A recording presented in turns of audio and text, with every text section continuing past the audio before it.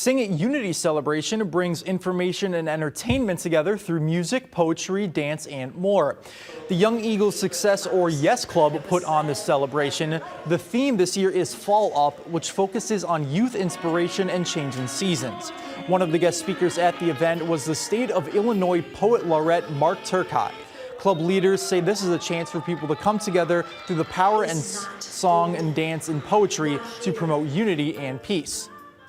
Our young people really are not as bad as everybody makes it sound. They just need listening ears. They need a place that they can come to and just talk it out, walk it out, learn more.